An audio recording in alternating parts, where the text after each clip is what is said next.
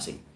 Justru saat ini yang ditunggu negara dan ditunggu alam Indonesia, siapapun orangnya, ataupun seorang penceramah, atau kita semua, orang yang bicara tidak bahasa binatang, tidak bahasa kelamin, tidak bahasa kasar, tidak bahasa mengumpat, tidak bahasa jorok, tidak bahasa negatif, tidak bahasa menyalahkan, menyerang orang lain atau agama yang lain. Dengan penuh bicaranya etika sopan santun. Dan ia menceramai agamanya, kaumnya, menceramai umat atau kaumnya, tetapi juga merangkul 6 agama dan ratusan aliran kepercayaan tersebut dirangkul. Tidak menyalahkan, tidak menyerang, tidak menjelekkan, tidak memaki, tidak membenci. Itu yang ditunggu negara dan ditunggu alam Indonesia. Dan para leluhur menginginkan seperti itu. Jadi yang ditunggu seperti itu, orang yang ceramah, menceramai kaumnya atau hambanya atau umatnya, tapi juga merangkul 6 agama dan ratusan aliran kepercayaan dirangkul. Tidak disalahkan, tidak dijelekkan, tidak dibenci, maki, bahkan tidak menyerang. Dan keduanya menunggu kita semua agar selalu penuh bicara di dunia, di Indonesia, alam yang indah ini, ciptaan Allah ini ciptaan Allah. Ditunggu kita untuk berbicara yang penuh etika sopan santun. Jangan sampai bicara bahasa binatang, bahasa kelamin, bahasa jorok, bahasa kasar. Jangan bahasa BEGO, bahasa TOLOL, dan bahasa jorok, bahasa negatif. Jangan. Ini alam mendengar. Leluhur, para malaikat, para seluruh yang ada di dalam, yang kelihatan maupun yang kelihatan, mendengarkan kita. Maka kita belajar bersih-bersih. Bersih dari ucapannya, ngomongnya yang baik-baik, etika sopan santun, yang selalu bermutu dan bermakna. Satu kata adalah yang penuh makna, karena kadang satu kata dari seseorang bisa merubah pola pikir seseorang. Satu kata dari orang bisa merubah sifat dan watak seseorang. Satu kata dari seseorang bisa memotivasi seseorang. Jadi kata adalah doa. Tentunya semua itu atas izin Tuhan yang Maha Kuasa. Karena tugas kita kepada sesama itu hanya menyampaikan. Yang merubahnya dirinya dan Gusti Allah. Kan ngoten. Lagi ngoten nggih Pak Sugiyati nggih. Nggih. Makanya harus berkata-kata yang penuh etika, sopan dan santun. Nggih. Tak jawab dulu, masih ada enggak? Kalau enggak ada kita tutup. Enak, nanti cari enaknya.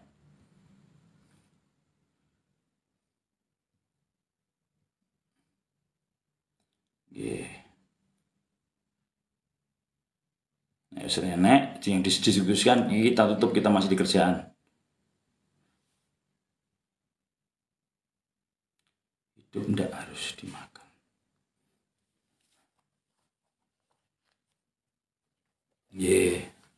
Jawaban dari Kang Mas Amorogo. Hidup tidak harus dari makan. Ya, tapi umumnya orang nggak makan ya nggak hidup. Ada, nah umumnya memang maksudnya itu arahnya supaya nggak terus ngeten Kang Mas. Kang Mas juga benar, hidup tidak harus dari makan. Hidup dari napas, benar. Hidup dari napas. Hidup untuk menapas, bernapas untuk hidup. Nah, itu untuk mencari jati diri, untuk sejatinya ke situ. Tapi yang dimaksud orang itu begini. Supaya orang itu nggak mau hidup nggur mangan gitu. Urip kok nggur mangan turu, urip nggur mangan turu. Maksudnya larinya supaya hidupnya itu manfaat. Larinya pertanyaan itu hidup untuk apa? Makan untuk apa? Untuk hidup. Terus hidup untuk saya nggak ngerti hidup untuk makan kan? Hidup yang untuk perlu mangan. Maksudnya yang dimaksud tersebut seperti itu. Jadi untuk supaya orang itu mengerti nggak uripnya nggur mangan tok. Tapi manfaatul ladi sesama dumati, melayani sesama manusia. Dan di dalamnya ya otomatis kalau di dalamnya udah langsung komunitas yang ada di dalam itu ada sambungan kabel dengan Tuhan yang Maha Kuasa. Nah di dalamnya kados ngaten. Jadi batin selalu komunikasi dengan yang Maha Kuasa, lahir komunikasi dengan sesama manusia. Jadi lahir dan batin sesama-sama. Hablinallah lahirnya hablunallah, balik hablunallah, hubungan dengan Gusti Allah, batin kita selalu komunikasi 24 jam. Lahir kita hubungan terhadap sama manusia. Kemudian yang wajibnya tadi, kalau yang Islam 5 waktu itu. Dan seterusnya itu didalemi. Nggih, matur suwun Mas Amorogo masukanipun. Hidup ndak harus dimakan, dari makan. Hidup ndak harus dari makan. Hidup untuk napas, bernapas untuk hidup. Nggih, niku leres betul. Hanya beda tujuannya sih gitu nggih. Matur suwun. Mas Amorogo selalu menyupport, memberi masukan yang baik-baik. Luar biasa, matur suwun Kang Mas Amorogo. Sehat selalu.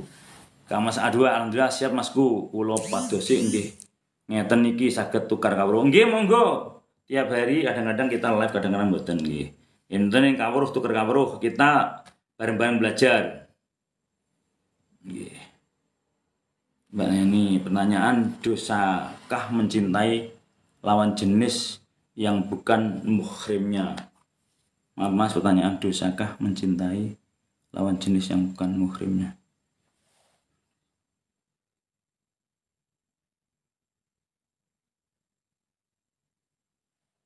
Yang bukan muhrimnya.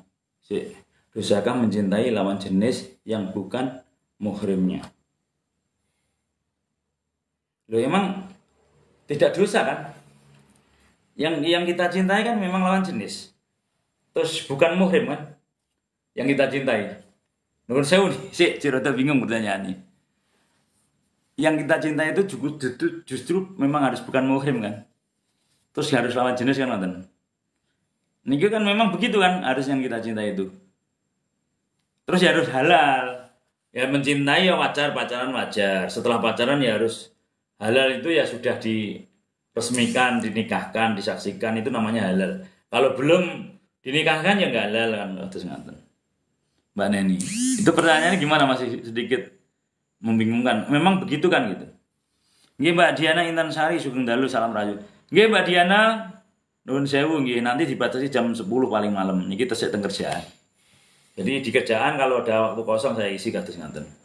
Kang Mas Satrio Anom, matur suwun, assalamualaikum Mas. Nggih, waalaikumsalam warahmatullahi wabarakatuh. Kang Mas Satrio Anom. Kang Mas Dimas Anggara, ngapunten menawi pendapat kula tembung menika namung makan untuk hidup, makan untuk hidup, makan untuk hidup. Nggih benar, makan untuk hidup. Leres Kang Mas, betul. Makan untuk hidup itu benar.